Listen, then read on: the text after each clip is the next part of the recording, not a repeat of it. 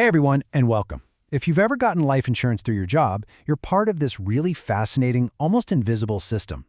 It's all designed to balance risk and profit. Today, we're going to pull back the curtain on group life insurance and figure out how it all actually works. I mean, seriously, think about it for a second. When you started your job, they probably didn't ask you to get on a treadmill or give a blood sample for that basic life insurance plan, right? They just covered you. So how is that even possible? How can they afford to insure a whole bunch of people sight unseen? And this question, well, it brings us right to the center of the whole group insurance puzzle. Because from the insurance company's perspective, this looks like a massive, massive gamble. To an insurance underwriter, any unknown is a risk. So insuring a big group of people without doing individual health checks seems like it should be a complete train wreck financially. And yet they do it, and they do it profitably every single day. The secret is knowing the one major threat they have to defeat. And that threat, kind of the main villain of our story today, has a name: adverse selection. And trust me, this is a huge concept, not just in insurance, but in all of economics. So what in the world is it? Well, put simply, it's the idea that the people who are most eager to buy insurance are often the exact people who are most likely to use it. You know, if you have some health problems, you're going to be first in line for life insurance. If you're perfectly healthy, maybe it's not at the top of your to-do list. Okay, I love this analogy. To get this, just imagine opening an all-you-can-eat sushi restaurant. Now, if your only customers are professional competitive eaters, you are going to go broke fast. You need a mix, right? You need the big eaters, but you also need the people who are totally full after just one spicy tuna roll to balance it all out. Well, insurers are in the exact same boat. They can't survive if they only insure the highest risk people. So, how do they solve this sushi problem? Well, insurers have a really clever playbook with a few key strategies that are specifically designed to fight back against adverse selection. It's all about playing the odds. And their number one weapon, their biggest gun in this fight, is a fundamental rule of statistics, the law of large numbers. This is literally the bedrock that the entire group insurance industry is built on.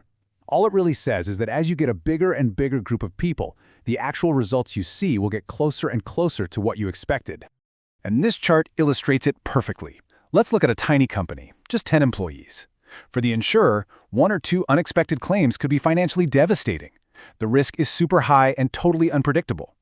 But now, look at a big company with 500-plus employees. All of a sudden, the risk becomes incredibly predictable.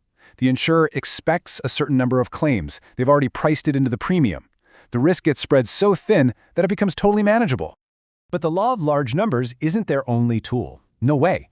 Even inside that big, predictable group, insurers still do a little bit of sorting to fine-tune their prices and their calculations. Let's check out how that works. So when they do look at individuals, like maybe you're applying for extra coverage on top of the basic plan, they'll sort you into a category. If you're really low risk, you get the preferred label, and you guessed it, lower prices. Most of us fall into the standard bucket, and if you're a higher risk, you're considered substandard, and you're going to pay a higher premium. So here's the key takeaway, especially if you're studying for an insurance exam or something. It's a really simple relationship. The lower your risk, the lower your premium. And it's also important to remember that if an applicant is just too risky, the insurer can and will just decline to offer coverage. Okay, so we've looked at how this whole system works for the insurance company. But what about for you? What's in it for the employee? Well, there's a really important feature built into these plans that acts as your own personal safety net if you ever leave your job. So let's say you quit, or you get laid off, or you retire.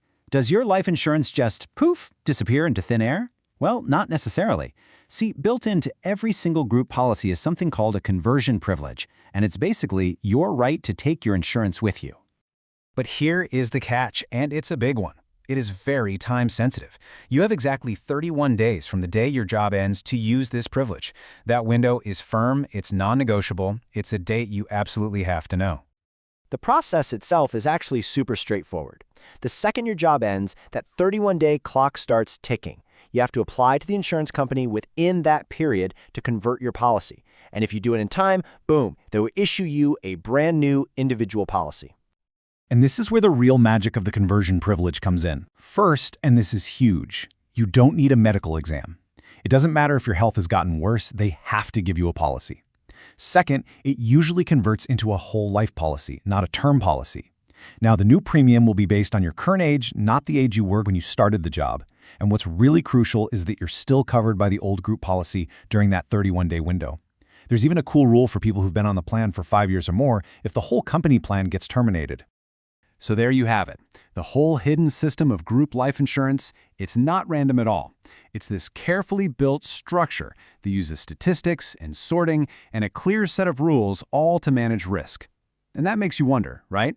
Now that you see how this works, what other systems in your life, from car insurance to credit scores, are quietly working in the background to do the exact same thing?